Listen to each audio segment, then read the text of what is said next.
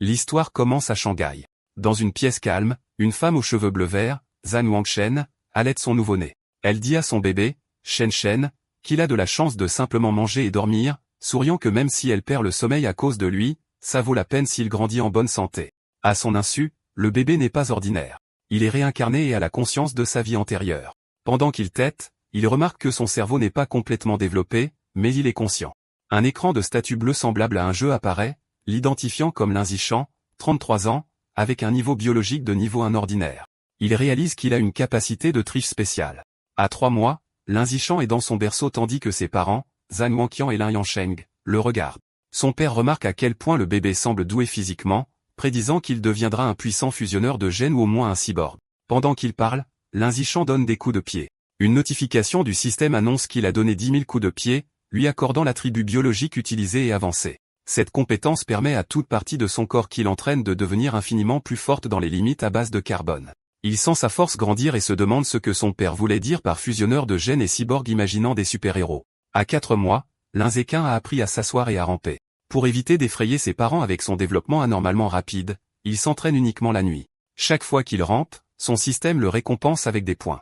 1 mois plus tard, à 5 mois, il maîtrise la marche. À 6 mois, il peut enfin s'asseoir et ramper devant ses parents sans que cela paraisse trop étrange. En regardant la télévision, un reportage sur les bêtes aberrantes montre des fusionneurs de gènes et des cyborgs unissant leurs forces pour les combattre. Pour la première fois, Lin Zishan comprend que ce monde est très différent de son ancien. Il apprend que cette terre a muté, donnant naissance à des créatures terrifiantes appelées bêtes aberrantes.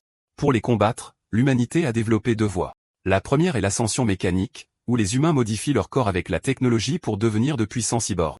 La seconde est la modification génétique, où les humains fusionnent leurs gènes avec des bêtes aberrantes, devenant des fusionneurs de gènes pour combattre les monstres avec leur propre pouvoir. Réalisant les dangers, le Lin Zishan réincarné décide d'utiliser son système pour grandir en toute sécurité, faire évoluer ses capacités tout en restant discret et survivre dans ce monde périlleux. Un jour, la sonnette retentit. Zhan Wanxian ouvre la porte à une femme en robe bleue, Shu Meng, leur nouvelle voisine. Shu Meng présente sa famille, son mari Shen Jiani et leur jeune fille Shen Xingang qui sert une poupée. Lin Zishan regarde la petite fille aux cheveux violets. Il reconnaît Shen Xingang comme sa première amie dans ce nouveau monde, sentant que leurs destins seront un jour étroitement liés. Le temps passe et Lin Zishan se consacre à l'entraînement. À 7 mois, grâce à sa compétence d'utilisation et d'avancement, il a maîtrisé la course, le saut et le langage de base en se parlant, gagnant des points de statistiques pour chaque activité. À 8 mois, son entraînement a progressé jusqu'à faire des redressements assis et des pompes dans son berceau. Il prend soin de ne pratiquer que lorsque ses parents ne sont pas là. Mais un jour, sa mère, Zhan Wanxian, entre sur le balcon et est choquée de voir son fils de 8 mois faire des redressements assis. Elle se frotte les yeux, incrédule. Cependant, étant une auteure de romans en ligne, elle rejette cela comme une hallucination induite par le stress. Lin Zishan fait immédiatement semblant de dormir, poussant un soupir de soulagement et notant mentalement d'être plus prudent. Quelques jours plus tard, en lui donnant un bain, Zhan Wanxian fait une autre découverte choquante. Elle appelle son mari, Lin Yansheng. Quand il se précipite, elle souligne que leur fils de 8 mois a des abdos définis. Lin Yansheng est stupéfait. Il suggère avec enthousiasme que leur fils pourrait être un prodige exceptionnel avec un avenir brillant en tant que puissant fusionneur de gènes ou cyborg. En entendant ce récit de génie, Lin Zishan est soulagé que son secret soit en sécurité, réalisant à quel point il a de la chance d'avoir 2 auteurs de romans en ligne pour parents. Lin Zishan réfléchit au fait que sur cette terre mutée, il n'est pas le seul génie. Lui et sa mère regardent un reportage sur un enfant de 2 ans d'une famille d'arts martiaux qui peut soulever un haltère de 20 kg d'une seule main. Zhan Yuanshan serre son fils contre elle, déclarant fièrement que son Shanshan est tout aussi incroyable. Lin Zishan est touché par la confiance de sa mère et se demande s'il pourra également soulever 20 kg quand il aura 2 ans. Au moment où Lin Zishan a 2 ans, son entraînement a porté ses fruits. Il a gardé un profil bas tout en développant secrètement sa force, soulevant facilement un poids de 20 kg d'une seule main dans la pièce de stockage. Sa session est interrompue lorsque sa mère appelle que Hanan, le surnom de Shen Qing'an, est là pour jouer. Surpris, il pose le poids et sort. Il ouvre la porte et trouve Shen Qing'an, maintenant aussi âgé de 2 ans, lui offrant une tartelette. Lin Zishan remarque intérieurement qu'en raison de leurs différents âges mentaux, ils ne jouent pas de manière conventionnelle. Alors que Hanan est un bambin typique, il utilise chaque instant pour s'entraîner. Il a trouvé une façon unique de passer du temps avec elle. Puisqu'elle aime rester près, elle sert de gilet lesté sur mesure parfait pour ses exercices. Il y a cependant un problème récurrent, dont il se souvient quand il sent une chaleur humide et crie que Hanan a encore fait pipi sur lui. Une autre année passe. À l'âge de 3 ans, la force de Lin Zishan a augmenté de façon exponentielle, et il peut soulever un poids de 40 kg d'une seule main. En regardant la télévision, il voit un reportage sur un prodige de 4 ans soulevant un haltère de 30 kg et note avec satisfaction qu'il est déjà plus fort. Malgré ses progrès, son système indique toujours son niveau biologique comme niveau 1 ordinaire. Il se demande ce qu'il faudrait pour atteindre le niveau 2. Avec ces questions en tête, il sort de sa maison pour la première fois. Le monde extérieur est un paysage urbain futuriste étonnant avec des hommes bêtes et des cyborgs, qu'il suppose être les fusionneurs de gènes et les cyborgs dont il a entendu parler. Accompagné de sa mère et de leurs voisins, Xuman et Shen Qingyan, il se dirige vers la bibliothèque. Puisque ses parents ne le laissent pas utiliser d'appareils électroniques, les livres sont sa meilleure source d'information. À la bibliothèque, sa mère le dirige vers la section pour enfants, mais Linzichan se dirige vers les encyclopédies avancées avec un Shen Qingyan inquiet qui le suit. Les mères regardent avec confusion. Shu Meng demande pourquoi il aime ses livres, et Zhan Wangxin devine que ce sont ses gènes de génie. Alors que Shen Qingyan lui offre des biscuits, Linzichan est absorbé par sa lecture. À travers les livres, il apprend que toute vie est classée en 6 niveaux biologiques, ordinaire, avancé, rare, épique, légendaire et mythique, chacun divisé en 9 niveaux. Il se rend compte que les humains normaux comme ses parents sont en bas, niveau 1 ordinaire, aussi insignifiants que des fourmis par rapport aux êtres de niveau supérieur. Cette connaissance allume un feu sous Linzichan. Il doit accélérer son entraînement tout en maintenant sa couverture. Son système l'alerte d'une nouvelle quête. Lire 100 millions de caractères pour être récompensé par la racine céleste de la sagesse. Excité d'entraîner à la fois l'esprit et le corps, il accepte. Pour l'année suivante, Linzi peut partager son temps entre l'entraînement physique et une lecture vorace. À 4 ans, Shen Qingyan et lui entrent à la maternelle, en tenant la main de leur maîtresse, Zhan Mei. Son travail acharné finit par payer. Peu après la rentrée, il passe au niveau 2 ordinaire. Sa force physique est immense. Il peut soulever un poids de 80 kg d'une seule main, sauter en hauteur à 1,2 m et courir le 100 mètres en moins de 11 secondes. Des stats exceptionnels pour un adulte, et encore plus pour un enfant de maternelle. Un jour, il trouve des enfants autour de Shen Qingyan qui pleurent, la traitant de pisseuse. Voyant son ami se faire harceler, il sait qu'il doit agir. Il saute de façon spectaculaire au milieu des harceleurs. Il les foudroie du regard et lance une menace terrifiante. Si quelqu'un n'embête encore Anan, il fera pipi dans son lit tous les jours. La menace enfantine mais menaçante fonctionne. Les harceleurs fondent en larmes, jurant de ne jamais revenir à la maternelle. Shen Qingyan regarde son protecteur avec admiration. Cet acte débloque un nouveau succès, le titre de roi des enfants de la maternelle, et une nouvelle série de quêtes. Il est ravi de pouvoir travailler sur plusieurs quêtes à la fois. 6 mois plus tard, il termine sa quête de lecture. Ayant lu 100 millions de caractères, il reçoit la racine céleste de la sagesse, lui accordant une mémoire eidétique parfaite et une capacité d'apprentissage humaine maximale. Le temps passe vite, et Sun et Shen Qingyan ont presque 7 ans, posant pour leurs photos de fin d'études de maternelle. Même pendant les vacances, Linzichan ne se repose pas, étant maintenant assez fort pour s'entraîner avec une barre massive de 200 kg. Pendant les vacances, ses capacités ont atteint de nouveaux sommets. Il pouvait sauter au-dessus de 2 mètres de haut et avait franchi la barrière des 8 secondes au 100 mètres avec un temps de 7 secondes et 98 centièmes. Son esprit était tout aussi vif, stimulé par son nouvel attribut. Il avait déjà terminé la majeure partie du programme de l'école primaire. Sa nouvelle vie a commencé à l'école primaire Sunshine. Comme il étudiait déjà lui-même des matières avancées, les compétitions académiques étaient faciles. Il a facilement remporté la première place à la compétition académique nationale des écoles primaires juste pour débloquer son titre le plus rapidement possible. Chaque fois qu'il avait du temps libre, il donnait des cours particuliers à Shen Qingyan. Bien qu'elle n'ait pas un talent exceptionnel, elle était assidue. Avec son aide, ses notes se sont considérablement améliorées. Et après un semestre, elle était classée 2e de la classe, Linzichan occupant la première place. Pour accélérer sa quête, il a également participé à des rencontres sportives scolaires, battant tous les records. Juste au moment où il pensait que sa vie scolaire continuerait dans cette routine prévisible, une nouvelle élève de transfert spécial est apparue. La maîtresse a présenté la nouvelle venue, une fille aux longs cheveux bleus argentés nommée Beichui. Linzichan a immédiatement su qu'elle était différente. Alors qu'elle se tenait dans l'embrasure de la porte, il pouvait sentir une faible aura inhabituelle qui n'appartenait pas à un humain normal. Alors que la nouvelle élève de transfert, Beichui, se dirige vers une place, les autres élèves la regardent avec curiosité. Shen Qingyan se penche vers Linzichan, qu'elle appelle Xiao Shen, et lui chuchote à quel point les cheveux de Beichui sont jolis, comme des flocons de neige d'hiver. Cependant, Linzichan n'est pas d'humeur à discuter d'esthétique. Alors que Beichui s'assoit près de lui, il se concentre sur l'étrange aura non humaine qu'il sent émaner d'elle. Il se demande si elle pourrait être une fusionneuse de gènes ou la descendante d'une telle personne. Dans les jours qui suivent, Beichui se révèle être une énigme. Elle ne parle à personne et pose sa tête sur son bureau dès que le cours se termine, restant immobile. Elle se lève à peine pour aller aux toilettes. Au début, les élèves sont curieux, prenant même des photos avec elle pendant qu'elle dort. Mais comme son comportement ne change pas, ils perdent tout intérêt, et la salle de classe reprend sa routine. Cette paix est brisée plus d'1 mois plus tard. Un phénomène bizarre commence. Beishui commence à sécréter un liquide blanc visqueux. La substance a une odeur fétide et coule sur ses vêtements et ses jambes. Les autres élèves réagissent avec dégoût, se plaignant de l'odeur terrible. Un garçon mesquin ricane un commentaire grossier sur le liquide, puis verse sa bouteille d'eau sur sa tête, prétendant qu'il la lave. Humilié et trempé, Beishui serre le poing sur le bureau, et des larmes coulent sur son visage alors qu'elle commence à pleurer, ses épaules tremblant de sanglots silencieux. Les harceleurs éclatent de rire cruellement face à sa détresse. Observant depuis leur pupitre, Shen Qing'an se tourne vers Lin Zishan avec une expression inquiète, lui demandant s'ils peuvent aider la pauvre Beishui. Lin Zishan est confus. Il avait senti que Beishui était dangereuse, il ne comprend donc pas pourquoi elle pleure. Il accepte d'aider. Alors qu'il se dirige vers les harceleurs, il réévalue son évaluation. Bien qu'il ne la comprenne toujours pas, il réalise que pour l'instant, elle n'est pas une menace. C'est juste une fille faible qui se fait harceler, et il doit intervenir. Lin Zishan s'approche du principal harceleur et l'attrape par le col, l'appelant par son nom, Guanshin. Avec un sourire menaçant, il ordonne au garçon d'essuyer l'eau du bureau de Beishui. Guanshin est terrifié et balbutie qu'il va l'essuyer tout de suite. Les autres harceleurs savent qu'ils ont des ennuis. Lin Zishan est connu à l'école pour être doué à la fois en matières académiques et au combat. Même les élèves de 6e n'osaient pas le provoquer. Sachant qu'il vaut mieux obéir, ils attrapent rapidement des mouchoirs et nettoient le gâchis. Une fois le bureau propre, le regard de Lin Zishan balaie le groupe. Il ordonne à toutes les personnes impliquées de s'excuser immédiatement auprès d'elle. Les harceleurs, en sueur et terrifiés, obéissent rapidement. Ils s'alignent devant son bureau et baissent la tête, offrant des excuses et promettant de ne plus jamais la harceler. Les harceleurs étant partis, Beishui lève les yeux, toujours larmoyant. Elle remercie avec gratitude Lin Zishan et Shen Qing'an. Shen Qing'an pose une main réconfortante sur l'épaule de Beishui, lui disant que les camarades de classe sont censés s'entraider.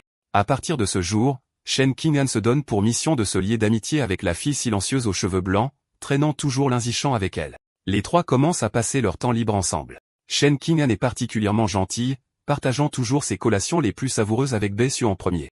Au cours d'un de ces moments, alors que Shen Qing'an lui offre une gâterie, Beishui hésite.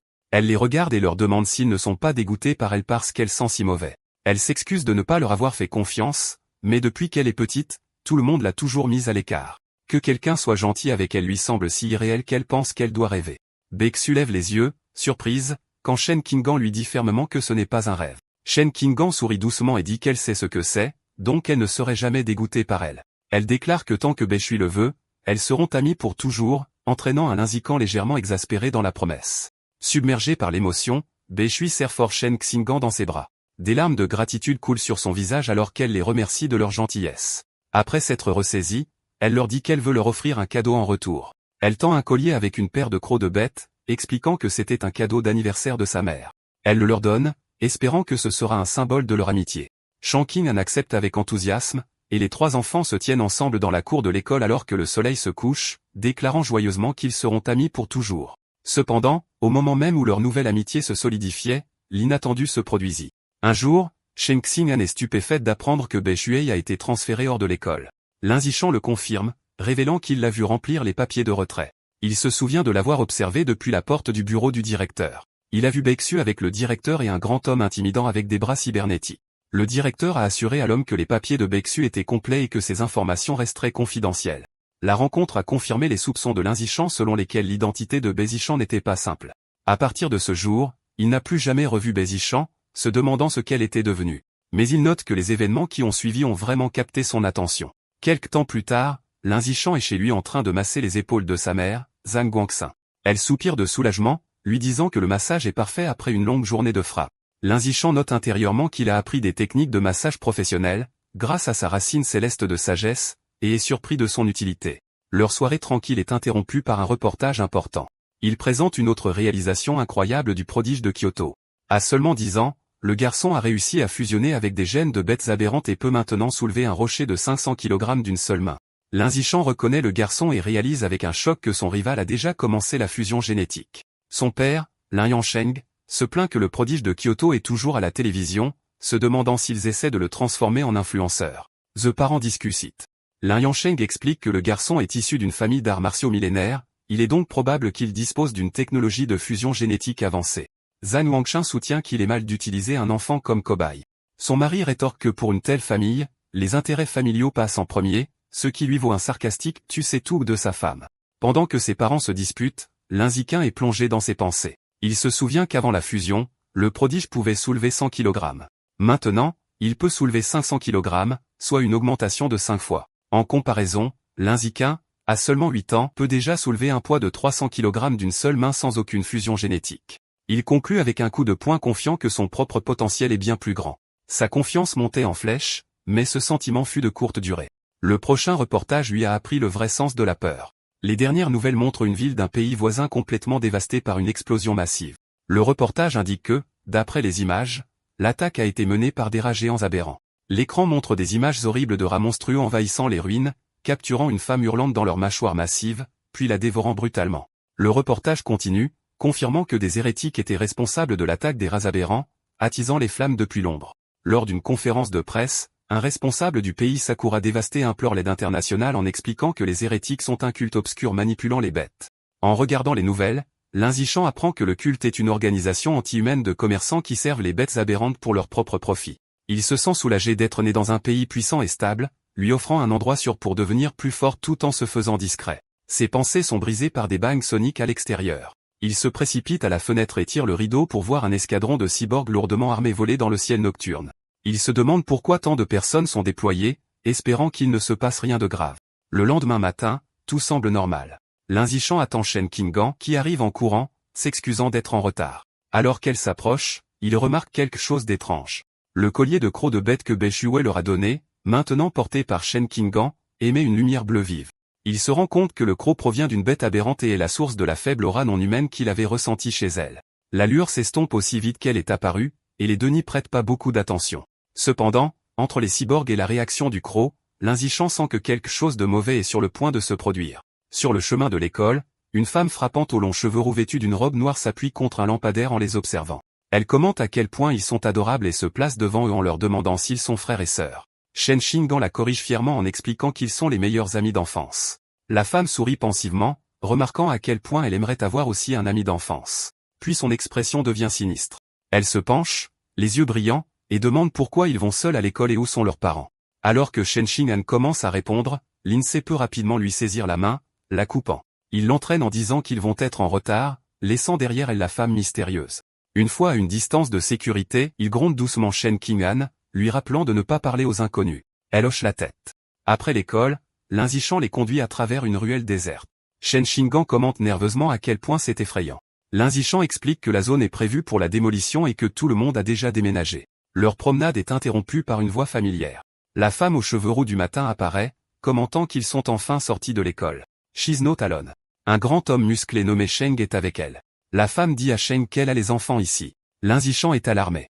Il avait délibérément choisi un itinéraire différent, mais elle les avait en quelque sorte suivis. La femme essaie de les attirer avec une voix douce, leur offrant des friandises. Son complice, Sheng, s'impatiente. Il lui dit d'arrêter de parler et d'assommer les enfants pour en finir. Sans un mot de plus, Sheng se précipite vers eux avec un tissu, criant qu'il est pressé de les vendre contre de l'argent.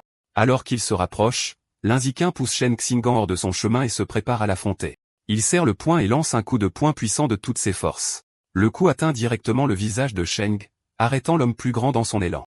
L'immense force envoie Sheng voler en arrière dans l'allée avec un cri de douleur. La femme aux cheveux roux regarde avec une incrédulité totale, choquée qu'un écolier puisse envoyer un adulte voler. Au sol, Sheng crache du sang, abasourdi. Sheng étant à terre, l'Inzichan se tourne vers la femme aux cheveux roux. Avant qu'elle ne puisse réagir, il lui donne un solide coup de poing au milieu du corps, suivi d'un puissant uppercut qui la rend inconsciente. Debout au-dessus des kidnappeurs vaincus, son expression se durcit. Il ramasse une brique à proximité, ses intentions sont sinistres. Il se dit que sans caméra dans l'allée déserte, il doit en finir avec eux. S'ils vivent, ses pouvoirs surhumains seront révélés, ruinant son plan de se faire discret et de devenir plus fort. Juste au moment où il est sur le point de porter le coup final, le sol tremble violemment.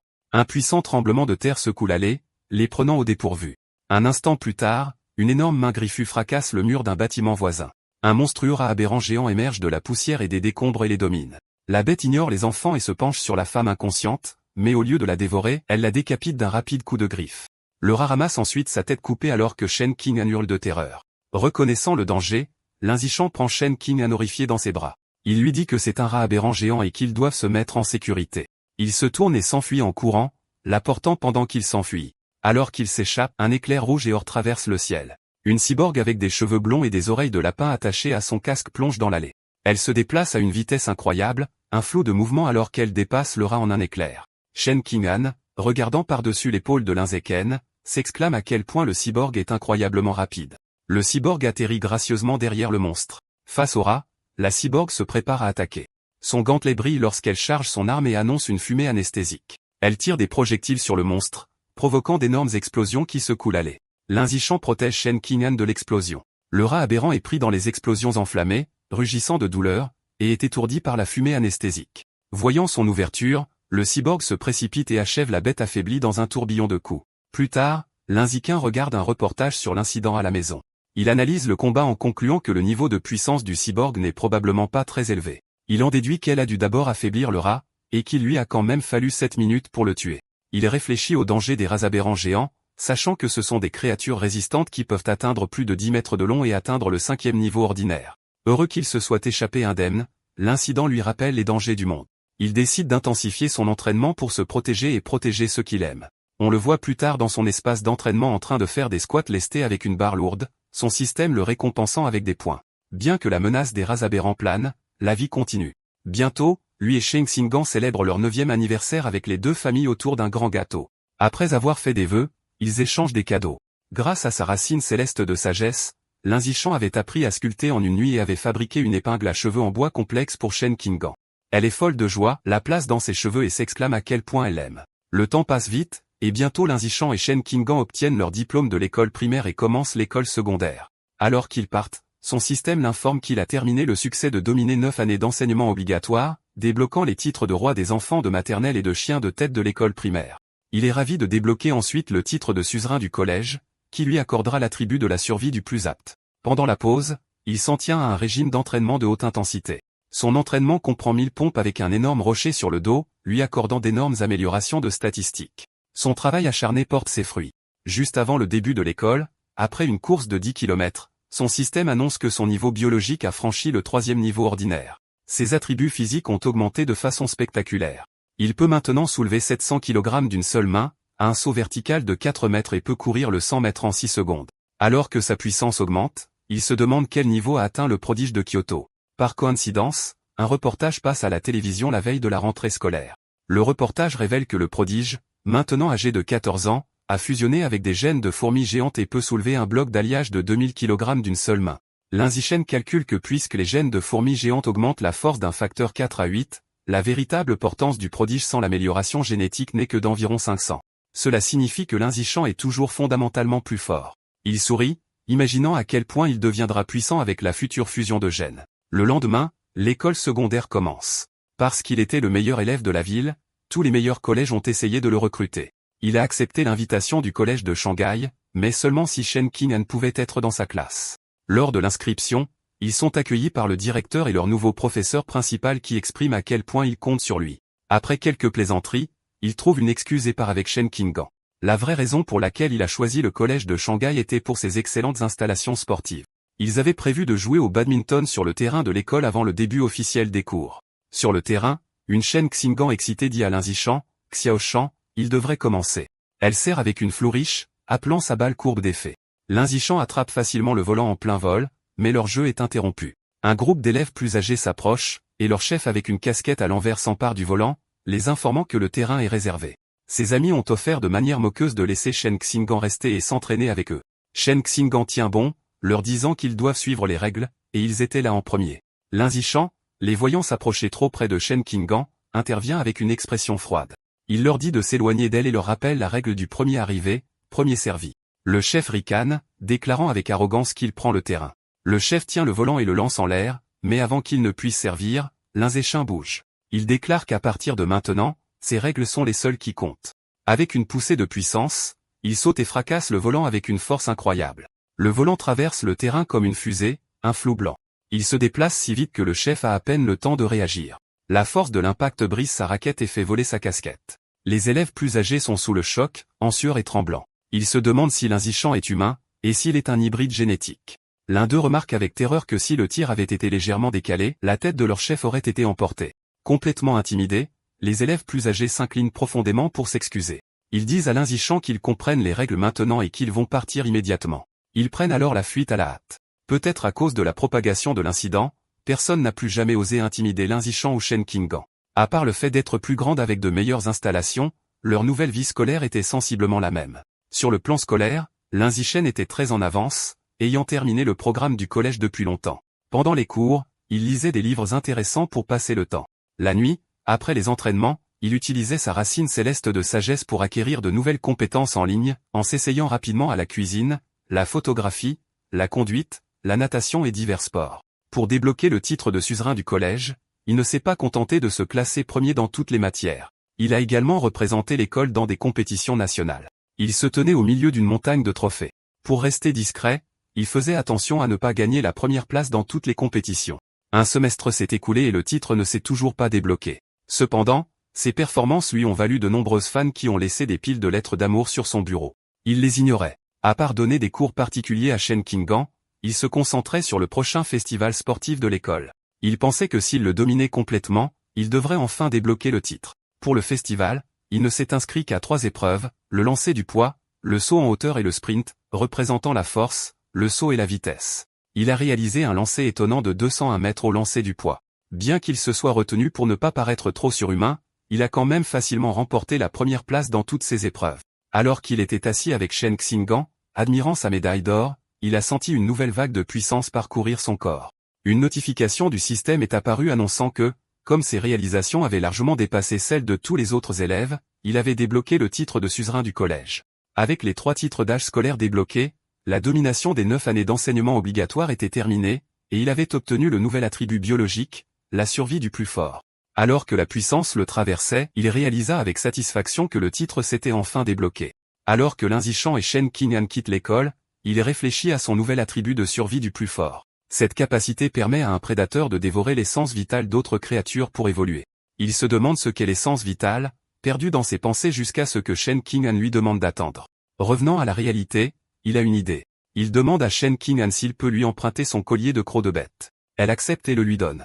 Au moment où ses doigts touchent le croc, une notification du système apparaît. Elle l'informe qu'il a dévoré une trace de l'essence vitale du papillon géant abyssal, débloquant un nouveau guide avec une progression de 1%.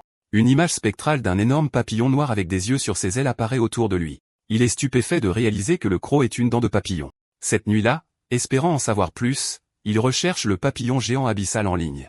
À sa surprise, la recherche ne donne aucun résultat. Réalisant qu'il devra étudier cette bête exotique par lui-même, il se souvient que Bexu leur avait donné une paire de crocs. Il fouille dans son sac et trouve la deuxième dent. Tenant le deuxième croc, il absorbe une fois de plus sa puissance. Une autre notification du système confirme qu'il a dévoré une deuxième trace d'essence vitale, mais la progression du guide n'augmente que de 2%. Il regarde le croc avec déception, réalisant qu'il ne reste plus beaucoup d'essence vitale dedans. Il en conclut qu'il doit trouver un autre moyen de débloquer la pleine puissance du papillon géant abyssal. Le lendemain après l'école, pour améliorer son entraînement et assurer une voie d'évacuation rapide en cas de bêtes anormales, Lin Zishan commence à emmener Shen Qinggan à vélo à l'école et à en revenir tous les jours. Alors qu'il quitte l'enceinte de l'école, un homme l'appelle. Zishan, l'homme en survêtement, les arrête et se présente comme l'entraîneur Go de l'équipe d'arts martiaux de l'école.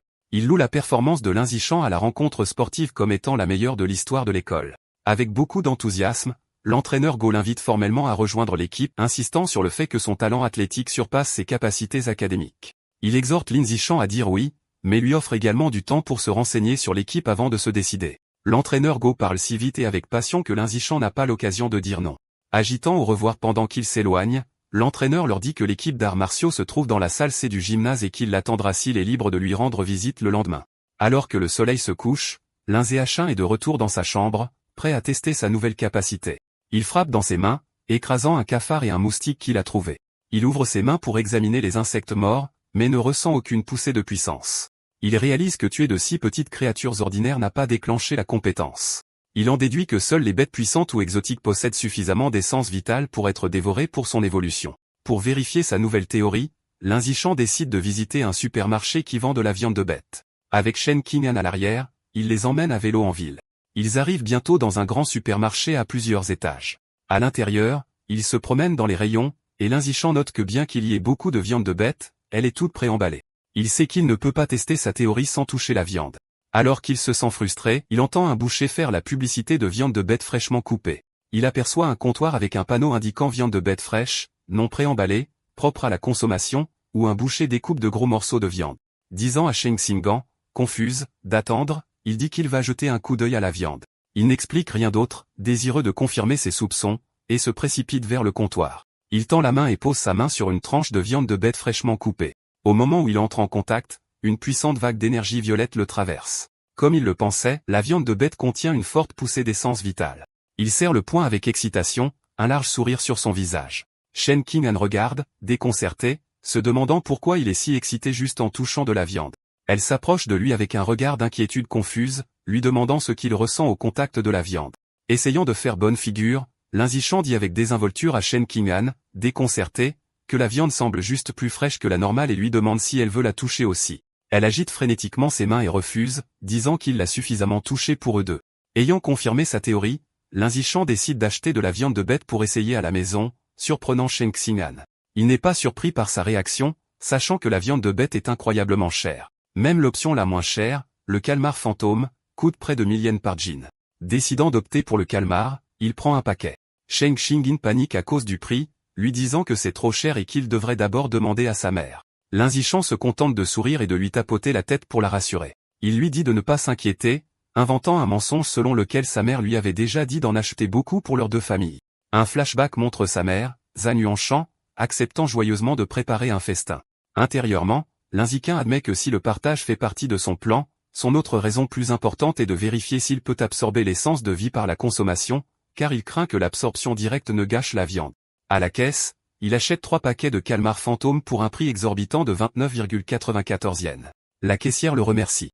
En partant, Lin Zishan pense aux prix élevés de la viande, se demandant quand ils pourront se le permettre à nouveau. Quand ils ont fini de faire les courses, il est plus de 21 heures. Sachant que la ville est chaotique ces derniers temps, ils décident de rentrer directement chez eux pour se mettre en sécurité. Sur le chemin du retour, Lin Zishan n'arrive pas à cesser de penser à son expérience. Incapable d'attendre, il pose discrètement sa main sur le paquet de viande dans le panier. Il ressent immédiatement une vague familière d'énergie violette. Son système confirme qu'il a dévoré une trace de l'essence de vie du calmar fantôme. Un nouveau guide pour la créature est déverrouillé, mais sa progression n'est que de 0,1%. Une image spectrale du calmar menaçant à plusieurs yeux apparaît dans son esprit. Alors qu'il traverse les rues tranquilles à vélo, il fait quelques calculs mentaux. Il se rend compte que dévorer une petite quantité de viande n'a débloqué qu'une fraction de sa puissance. Il estime qu'il aurait besoin de dévorer 100 jeans pour atteindre 100% sur le guide, ce qui coûterait la somme stupéfiante de 100 000 yens. Il considère la capacité spéciale du calmar à se dissoudre dans l'eau et à disparaître et décide que cette compétence puissante vaut le prix. Son cap est clair. Il doit gagner une énorme somme d'argent car il ne peut pas demander autant à sa famille. Il se souvient alors de sa deuxième raison d'acheter la viande, pour vérifier si l'absorption de son essence de vie la ferait gâter. Il jette un coup d'œil au paquet. Cela fait un moment, mais la viande semble parfaitement fraîche. Il sourit, ravi que l'absorption de l'essence ne gâche pas la viande. Alors qu'il continue d'absorber sa puissance, sa barre de progression pour le calmar atteint 3%. Sa concentration est brisée lorsque Shen Qing'an crie un avertissement. Il freine brusquement et s'arrête à quelques centimètres d'un couple sur la piste cyclable, et s'excuse. Il se reproche de ne pas avoir regardé où il allait, puis se demande pourquoi la voie est si encombrée. Shen Qing'an montre du doigt. Il voit une confrontation tendue. Un homme musclé aux cheveux roux tient une femme en otage sous la menace d'un couteau. Shen Qing'an reconnaît l'otage avec terreur, leur professeur, Shao Mei. L'homme crie des menaces à la foule. La zone est encerclée par des policiers qui tentent de désamorcer la situation à l'aide d'un mégaphone. Le capitaine de police retient un officier, Abing, lui disant de ne pas tirer imprudemment. Le capitaine explique que la cible est trop proche de l'otage et qu'il l'utilise comme bouclier, ce qui rend un tir propre impossible. L'officier suggère du gaz soporifique, mais le capitaine le rejette, craignant qu'il ne provoque le suspect avant qu'il ne puisse faire effet. Alors que la police hésite, Lin Zishan décide d'agir. Il ramasse discrètement un petit caillou sur le trottoir et le lance avec une vitesse et une précision incroyables. La pierre frappe l'arme de l'officier Abing, ce qui la fait mal fonctionner. La balle perdue touche la main du preneur d'otage, le forçant à crier et à laisser tomber son couteau, libérant le professeur Calmet. Saisissant l'occasion, le capitaine de police crie à son équipe d'intervenir. Les policiers se précipitent et arrêtent rapidement le suspect désarmé, tandis qu'une policière réconforte le professeur Cao Mei, terrifié mais indemne. Alors que la situation est maîtrisée, Lin Zishan remonte tranquillement sur son vélo. Shen Qing'an le regarde avec de grands yeux interrogateurs et lui demande s'il a jeté la pierre. Il la fait rapidement taire en disant qu'il devrait partir et en parler plus tard, et il s'éloigne à toute vitesse. Alors qu'ils sont sur le point de s'échapper, une voix leur ordonne de s'arrêter. Le capitaine de police appelle, demandant si Lin Zishan était celui qui avait jeté la pierre. Paniqué à l'idée d'être pris, Lin Zishan nie rapidement tout avec un sourire nerveux. Le capitaine les regarde s'éloigner à vélo, trouvant étrange que quelqu'un ne veuille pas admettre une bonne action. Il se dit à voix haute qu'il y a une récompense pour la bravoure. Le mot récompense attire instantanément l'attention de Lin Zishan. Ayant besoin d'argent, il freine brusquement, dérape, s'arrête et se précipite vers le capitaine. Il revient timidement sur son déni, admettant qu'il a jeté la pierre et expliquant que l'argent est vraiment important pour lui. Le capitaine lui dit de venir au poste pour faire un rapport, promettant de l'aider à demander la récompense. Après avoir informé leur famille, Lin Zishan et Shen Xingang se préparent à se rendre au poste de police. Ils supposent que tout se passera bien, mais alors que la police conduit le suspect menotté, quelque chose tourne terriblement mal. Le visage du suspect commence à se tordre grotesquement. La police réalise avec horreur qu'il est un hérétique et qu'il se transforme en un rat aberrant géant sous leurs yeux. Le monstre brise ses menottes et se déchaîne, frappant les officiers avec ses griffes massives. Le capitaine de police prend sa radio, ordonnant à toutes les forces d'ouvrir le feu, mais de protéger les civils. Les officiers déchargent leurs armes, mais les balles n'ont aucun effet. Un rapport frénétique arrive, identifiant l'hérétique comme ayant fusionné avec des djinns de roi des rats et demandant des renforts immédiats. Réalisant le danger, Lin Zetian s'excuse, les attrape tous les deux et les éloigne en les exhortant à courir. Il est soulagé que le monstre ne les poursuive pas, mais c'est qu'ils doivent s'éloigner rapidement. Alors qu'il fuit, une nouvelle silhouette descend du ciel dans une aura violette. C'est une cyborg féminine portant une armure futuriste élégante. Elle porte un coup puissant au rat géant, le faisant chanceler en arrière. Survolant dans les airs, la cyborg, une femme aux cheveux courts et violet foncé, commence à charger un canon laser dans sa poitrine. Sur un ordre de tir, elle déclenche un énorme rayon d'énergie violette dévastateur qui engloutit le rat mutant. La créature rugit d'agonie alors qu'elle est complètement désintégrée, ne laissant que des restes calcinés. Lin Zishan regarde, stupéfait par l'incroyable puissance du cyborg. La menace disparue, le professeur Cao Mei et Shen Xingang poussent des soupirs de soulagement. Lin Zishan, cependant, est plus préoccupé par son vélo, notant avec soulagement que l'explosion ne l'a pas touché, ce qui aurait été une énorme perte financière. Alors que la tension retombe, il a une soudaine prise de conscience. Il regarde dans le panier du vélo et voit que la coûteuse viande de calmar fantôme a pourri, dégageant une odeur nauséabonde. Il comprend maintenant que sa théorie initiale était correcte. L'absorption de l'essence de vie fait pourrir la viande, mais il y a un délai. Tenant un tentacule mou, il réalise qu'il a besoin d'une excuse et décide de blâmer le combat et l'hérétique maintenant décédé. Mettant en scène un spectacle dramatique, il jette le tentacule gâté et accuse bruyamment l'hérétique et l'attaque du cyborg d'avoir fait rôtir la viande. Le professeur Cao Mei le réconforte, disant que l'important est qu'ils soient tous en sécurité. Bien qu'ils aient prévu de rentrer chez eux, à la demande du capitaine, ils finissent par monter avec l'équipe de sécurité jusqu'à la station. Ils ne s'attendaient pas à être transportés dans la même camionnette que les restes des hérétiques. Après l'explosion laser, il ne restait qu'un tas de chair brûlée sur un brancard, et l'odeur était intense. Alors qu'il est assis dans la camionnette nauséabonde, une autre pensée frappe Lin Zishan. Il se souvient que les crocs de bête de Bexu contenaient encore de l'essence de vie longtemps après la mort de la créature. Une nouvelle possibilité s'offre à lui. Pourrait-il y avoir aussi de l'essence de vie dans ce cadavre? Et si c'était le cas, pourrait-il dévorer lui-même le gène du roi rat du cadavre? Assis dans la camionnette de police, Lin Zishan se demande quelle quantité du gène du roi rat il peut dévorer sur le cadavre brûlé de l'hérétique. Décidant de le découvrir, il tend discrètement la main vers les restes. Au moment où il entre en contact, il ressent une puissante poussée d'énergie rouge. Son système confirme qu'il a dévoré une trace de l'essence de vie du rat mutant géant, déverrouillant son guide avec une progression impressionnante de 5%.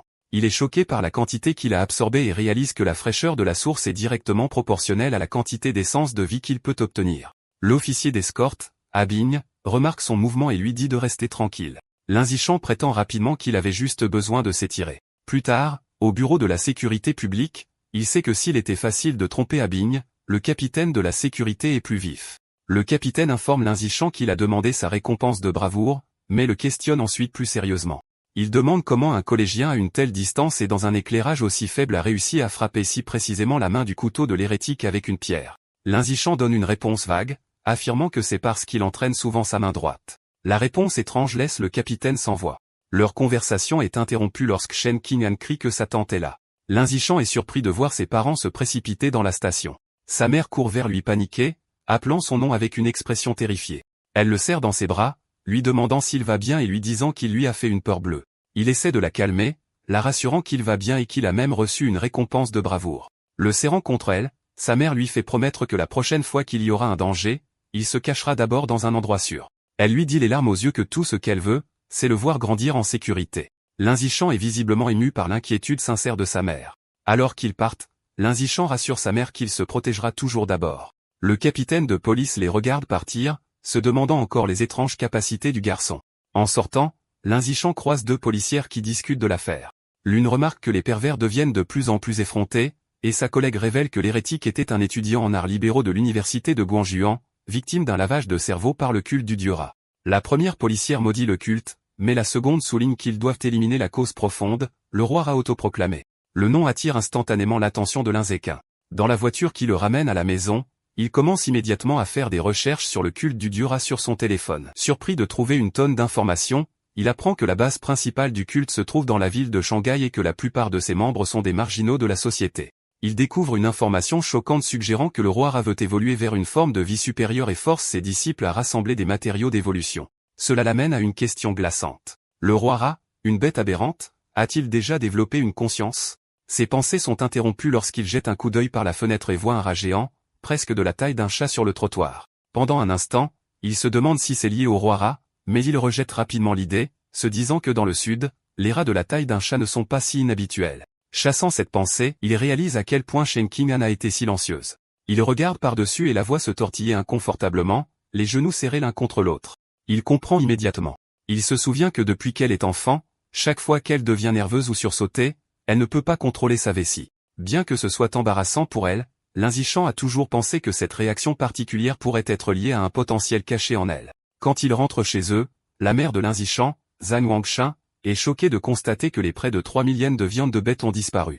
Linzichan trouve rapidement une excuse, affirmant timidement que pendant l'urgence, il a dû la laisser tomber en s'enfuyant. Sa mère fait immédiatement passer sa sécurité en premier, lui disant d'oublier la viande et que tout ce qui compte, c'est qu'il soit indemne. Linzichan pousse un soupir de soulagement intérieur, heureux d'avoir trompé sa mère. Cependant, son père, Lin Yansheng, est plus têtu. Il annonce qu'il va retourner chercher la viande chère, se vantant qu'un esclave salarié fané comme lui est coriace. Linzichan essaie de l'arrêter, arguant que c'est trop dangereux et que la viande est déjà gâtée. Son père devient suspicieux et lui demande comment il pouvait savoir qu'elle avait mal tourné. Transpirant nerveusement, Linzichan prétend rapidement que c'était une supposition évidente. Pendant ce temps, de retour au bureau de la sécurité publique maintenant vide, le capitaine de police se demande encore les étranges événements de la nuit. Alors qu'il fume une cigarette, il ne peut pas se débarrasser de la question de savoir comment un collégien ordinaire aurait pu lancer une pierre avec une puissance et une précision aussi incroyables. Soudain, il entend un bruit étrange venant du coin. Ses yeux s'écarquillent sous le choc lorsqu'il voit un rat massif, bien plus gros que n'importe quel rongeur normal, perché au sommet des classeurs. Avant qu'il ne puisse réagir, le rat géant saute. Le capitaine dégaine instantanément son pistolet et ouvre le feu. La confrontation est rapide et violente, se terminant dans un flot sanglant. Le lendemain en classe, Linzichan soupire à son bureau. Réfléchissant à la nuit précédente, il conclut qu'il est encore trop faible par rapport à la puissante hérétique et à la cyborg féminine. Il doit gagner de l'argent rapidement pour acheter plus de viande de bête comme le calmar fantôme pour remplir la barre de progression de son guide. Il envisage de devenir un influenceur ou de vendre du matériel d'étude, mais il rejette l'idée comme étant trop voyante et contraire à son objectif de discrétion. Soudain, une idée le frappe. Il se souvient que dans ce monde, les arts martiaux et la fusion génique sont plus importants que les études. Il décide qu'il est temps d'agir. Plus tard, il se rend au gymnase où l'équipe d'arts martiaux s'entraîne dans le bâtiment C. Il trouve l'entraîneur Go en train de boire dans un thermos et le salue. Un entraîneur Go surpris lui demande s'il est là pour rejoindre l'équipe ou simplement pour en savoir plus sur elle. Au lieu de répondre, l'INSEE peut se pencher et demander discrètement si rejoindre l'équipe offre une chance de participer à des tournois urbains et si les prix sont élevés. L'entraîneur sourit, confirmant qu'il aurait une chance et que les prix valent des dizaines de milliers de dollars. Sa principale préoccupation étant résolue, Linzichan serre la main de l'entraîneur et annonce qu'il rejoint l'équipe d'arts martiaux aujourd'hui. L'entraîneur Go l'accueille avec plaisir. L'entraîneur rassemble l'équipe pour annoncer son nouveau membre.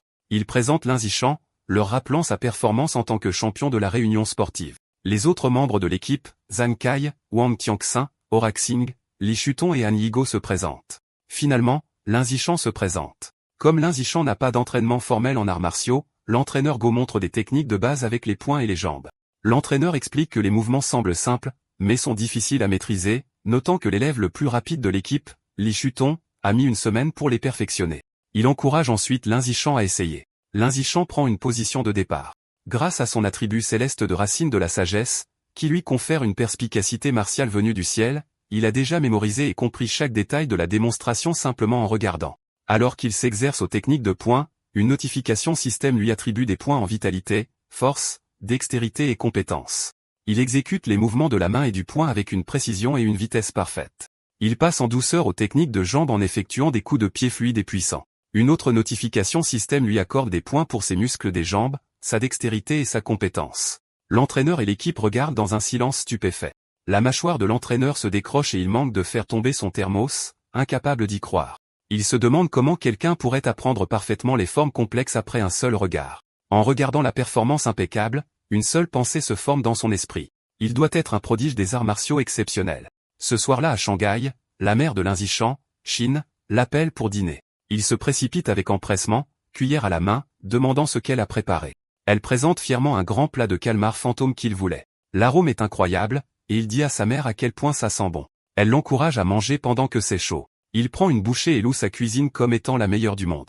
Ravie, elle lui dit de manger beaucoup car elle a acheté 3 jeans complets pour lui. Pendant qu'il mange, une notification système apparaît. Il a dévoré une trace de l'essence de vie du calmar fantôme en le consommant, ce qui porte la progression de son guide à 3,01%. Il réalise avec frustration que manger la viande fonctionne tout aussi bien. S'il l'avait su, il n'aurait pas gâché le premier lot en le touchant. Pendant qu'il mange, un reportage attire leur attention. Il s'agit d'une fille prodige de 14 ans, la plus jeune cyborg de l'histoire après avoir fusionné avec un noyau énergétique. Son système énergétique lui confère des capacités surhumaines, soulevant un SUV de 5000 kg d'une seule main, sprintant sur 100 mètres en 3 secondes et sautant de 8 mètres à la verticale. En regardant cela, Lin Zishan réfléchit au débat dans son monde. Entre la fusion génétique du prodige de Kyoto et la cybernétique de cette fille, quel chemin est le plus fort? Ses pensées sont interrompues par un autre reportage. Il annonce que le capitaine de sécurité qu'ils ont rencontré, Hui Shinchan, a été tué dans son bureau. Les images de surveillance ont montré qu'il avait été attaqué et dévoré par un rat mutant géant qui s'était infiltré dans la station. Les médecins sont montrés en train de transporter son corps dans une ambulance. Lin Zishan est horrifié. Il se souvient du gros rat qu'il a vu la veille au soir et se demande s'il était lié à cela. Il imagine un rat géant qui se déchaîne dans la ville. La mort du capitaine est un sombre rappel de l'escalade du danger. Regardant intensément, Lin Zishan décide qu'il doit intensifier immédiatement son entraînement. Suite à la mort du capitaine de police, Lin Zishan se consacre à un programme d'entraînement éreintant. Après une pratique intense, il peut maintenant sprinter sur 100 mètres en un temps record de 4,61 secondes. Sa puissance physique a grimpé en flèche. Son saut vertical est de 5,3 mètres, et il peut soulever un poids stupéfiant de 1200 kg d'une seule main. En plus de son entraînement personnel, il poursuit sa pratique des arts martiaux avec l'équipe de l'école, dans l'espoir d'augmenter rapidement sa force pour le tournoi à venir. Le lendemain matin à l'école, il se dirige vers le gymnase pour s'entraîner avec une curieuse Sheng Xingang qui l'accompagne. En chemin, une jeune fille aux cheveux roses salue chaleureusement Lin Zishan et lui offre une bouteille de lait frais. Il refuse poliment, la remerciant, et passe avec Sheng Xingang, laissant la jeune fille déçue. Son coéquipier, Zhang Kai, regarde à distance. Il serre le poing de colère, amer que la personne qu'il a battue à la rencontre sportive refuse un cadeau de la fille qu'il admire. Incapable de contenir sa frustration, Zhang Kai se précipite et leur barre le chemin. Il confronte Lin Zishan, le réprimandant pour ses mauvaises manières et pour avoir blessé les sentiments de la jeune fille. Lorsque Lin Zishan explique calmement qu'il est allergique au lait, Zhang Kai refuse de le croire et le traite de menteur. Enragé, Zhang Kai pointe Lin Zishan du doigt et le met au défi de se battre. Il fixe les conditions. S'il perd, il ne dérangera plus jamais Lin Zishan. Mais si Lin Zishan perd, il doit boire toute la bouteille de lait. Au moment même où le défi est lancé, une nouvelle notification système apparaît. Une nouvelle mission de réussite a été déclenchée. Vaincre 1000 adversaires différents dans une compétition officielle pour la survie du trait biologique le plus apte. Un sourire narquois se répand sur le visage de Lin Zishan. C'est l'occasion qu'il attendait. Entouré d'une aura violette menaçante, il accepte le défi, les yeux brillants d'anticipation en acceptant le combat. Le mot du duel se répand rapidement dans l'école. 2 étudiants décident avec enthousiasme d'aller regarder le combat entre le junior populaire, Lin Zekin, et un senior. Au moment où ils sont prêts, le gymnase est rempli de spectateurs formant un grand cercle autour de la zone d'entraînement. La foule est clairement du côté de Lin Zishan. Beaucoup de ses fans féminines l'encouragent, lui disant de donner une leçon à son adversaire, y compris la fille aux cheveux roses d'avant qui prépare son téléphone. Zhang Kai ricane, agacé que tout le monde suppose qu'il va perdre. Il admet intérieurement que le talent de Lin Zishan s'est incroyablement développé au cours du mois dernier. Il voit ce duel comme sa dernière chance de remettre le génie en herbe à sa place et de montrer sa propre force. Contrairement à l'intensité de son adversaire, Lin Zishan semble impassible. Il déclare avec désinvolture qu'il doit rentrer dîner et demande si le combat peut être rapide. Prenant cela comme une insulte, Zhang Kai sourit et accepte d'exaucer son souhait. L'entraîneur Go s'interpose entre eux pour arbitrer. Il lève la main pour commencer, leur rappelant les règles. Cependant, avant le début du combat, Zhang Kai crie pour qu'ils attendent. Avec un sourire condescendant, il offre un handicap à Lin Zishan. Il souligne qu'il s'entraîne depuis près de 2 ans, tandis que Lin Zishan n'est qu'un novice depuis 1 mois. Pour être juste, il déclare qu'il laissera Lin Zishan faire les 3 premiers mouvements. Lin Zishan accepte simplement. Au moment où il accepte, Lin Zishan entre en action. Il réduit la distance en un éclair, prenant Zhang Kai par surprise. Avant que son adversaire ne puisse lever sa garde, Lin Zishan lance un seul coup de poing dévastateur. Le coup atteint sa cible avec une force brutale, envoyant du sang du nez de Zhang Kai. Il est instantanément mis KO, s'effondrant inconscient sur le sol du gymnase. Tout le gymnase est stupéfait et silencieux. L'entraîneur Go est bouche bée, fixant avec incrédulité, criant que le combat était terminé en un seul coup de poing. Le reste de l'équipe d'arts martiaux et la foule sont tout aussi choqués, qualifiant le résultat de ridicule, incapables de comprendre que le duel était terminé en une seule seconde. Le silence est brisé par un rugissement de célébration. Shen Qing'an lève le poing en l'air, acclamant avec joie la victoire de Lin Zishan. Les autres filles, y compris celle aux cheveux roses, se joignent à elle, criant à quel point il était incroyable. Debout au-dessus de son adversaire vaincu, Lin Zishan reçoit une notification du système. Il l'informe qu'en battant un rival et en gagnant l'affection du sexe opposé, il a obtenu des droits d'accouplement prioritaires. Plus important encore, sa nouvelle progression de mission est maintenant 2000. Il réfléchit au fait qu'il a encore un long chemin à parcourir pour déverrouiller l'attribut de sélection naturelle. Pour accélérer sa progression, il se tourne vers les membres terrifiés restants de l'équipe d'arts martiaux.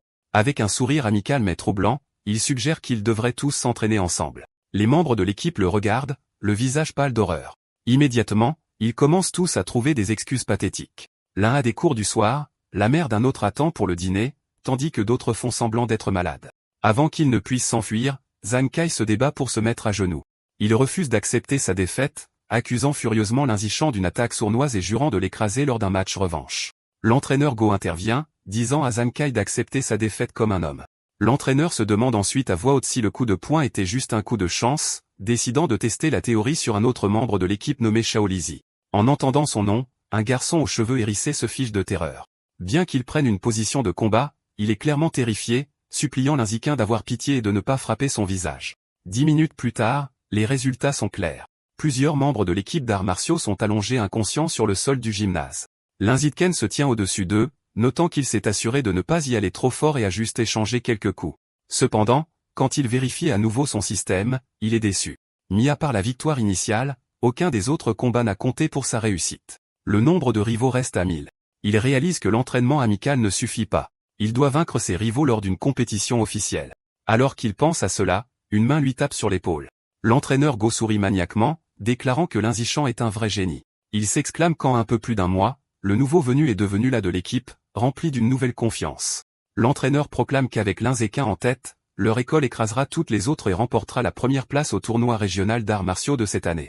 Alors que l'entraîneur Go célèbre, Lin Ziqin a un moment de clarté. Il réalise que l'entraîneur a raison. Le tournoi à venir est l'occasion idéale d'affronter de nombreux adversaires officiels à la fois. Il devient déterminé, comprenant que tant qu'il les vaincra dans une compétition officielle, chaque victoire devrait compter pour sa progression. Ses pensées sont interrompues lorsqu'un Zhang Kai vaincu l'appelle par son nom. Ayant repris conscience, Zhang Kai se lève, pointe Lin Zishan du doigt et accepte formellement sa défaite avec une déclaration de soumission bizarre et trop graphique. Ces étranges paroles laissent tout le monde, y compris Shen Qing'an, l'entraîneur Go et Lin Zishan complètement choqués et troublés. Le duel étant terminé, les spectateurs et l'entraîneur s'enfuient rapidement, laissant un Zhang Kai déconcerté seul, se plaignant de ne pas avoir terminé son discours. Dans ce monde, les lycéens doivent choisir entre les arts martiaux ou les études. Étant donné les dangers du monde, la classe d'arts martiaux est considérée comme le meilleur choix. Déterminé à ne pas être laissé pour compte, Shen Qing'an décide de rejoindre la classe d'arts martiaux et commence à s'entraîner rigoureusement avec Lin Zishan. Leur routine quotidienne est intense. Ils commencent par une course de 3000 mètres suivie d'une heure d'entraînement au combat au corps à corps. Après cela, ils font des redressements assis et des pompes pour développer leur force. Pour conclure chaque session, Lin Zishan donne à Shen Qing'an un massage pour soulager sa tension musculaire. Bien sûr, Lin Zishan ne se relâche pas sur son propre entraînement. Il se pousse quotidiennement à la limite, motivé par l'objectif de gagner le tournoi et de déverrouiller l'attribut de sélection naturelle le plus rapidement possible. Un mois plus tard, tout leur travail acharné est sur le point d'être testé. Le jour du tournoi régional d'arts martiaux est arrivé, et un Lin Zishan déterminé est prêt à participer. Le tournoi se déroule dans l'immense gymnase de la ville avec une foule énorme autour d'un ring de combat central. Dans la zone d'attente, l'ambiance est tendue. L'entraîneur Go examine nerveusement la liste, se plaignant que leur école, Shanghai High, ait tiré au sort un match contre l'équipe la plus forte, Shanghai numéro 1 High. Un autre membre de l'équipe ajoute à l'anxiété, mentionnant que leurs adversaires ont un combattant qui peut courir le 100 mètres en moins de 9 secondes, les laissant se sentir surpassés. Sentant le moral bas de l'équipe, Lin Zishan lève calmement la main et se porte volontaire pour se battre en premier. Bien qu'il soit toujours inquiet, l'entraîneur Go accepte de laisser son âme monter sur scène. Alors que Lin Zishan entre dans l'arène, Shen Qing'an l'encourage depuis la ligne de touche tandis que l'entraîneur Go crie des encouragements à travers un mégaphone. Lin Zishan se prépare pour le combat. Son adversaire, un étudiant beaucoup plus grand et plus musclé de Shanghai numéro 1 High, s'avance. Il reconnaît le talent de Lin Zishan pour s'être rendu au tournoi en tant que première année. Cependant, son ton devient rapidement moqueur. Il ricane que la scène n'est pas faite pour un petit qui n'a même pas atteint 1,7 mètre. Fléchissant son biceps, il promet de montrer à Lin Zishan ce que ressent un véritable écart de taille et de puissance. L'arbitre signale le début du duel. Le grand adversaire se précipite en avant, lançant un coup de poing puissant. À son choc, Lin Zishan ne recule pas. Il esquive sans effort le coup et contre-attaque avec un coup de poing rapide à la poitrine de son adversaire. L'impact est dévastateur. La force envoie l'étudiant massif voler en arrière à travers l'arène, le mettant KO froid. L'annonceur regarde dans un silence stupéfait avant de bafouiller une victoire pour Lin Zishan. Sur la ligne de touche, Shen Xingan se lève d'un bond, acclamant que son Xiaoshan était incroyable. Le reste de l'équipe de Shanghai High explose de joie, encerclant leur entraîneur et criant que Lin Zishan est fou, rejetant la force de son adversaire comme un muscle mort. Pendant ce temps, de l'autre côté, l'entraîneur du lycée numéro 1 de Shanghai est furieux. Il réprimande son élève vaincu pour s'être précipité aveuglément sans utiliser son jeu de jambes. De retour sur le ring, Lin Zishan reçoit une notification système confirmant qu'il a vaincu un autre rival du tournoi, améliorant son classement et portant son nombre d'éliminations à 2000. Il serre le poing, satisfait que ses matchs soient ce dont il a besoin pour progresser. L'entraîneur adverse, déterminé à arrêter ça, appelle son prochain combattant, un garçon nommé Shen Feng, et lui ordonne d'écraser la première année le plus rapidement possible. Shen Feng accepte calmement. Il monte sur scène et prend une posture prête, paraissant bien plus calme que le dernier combattant. L'annonceur signale le début du deuxième duel.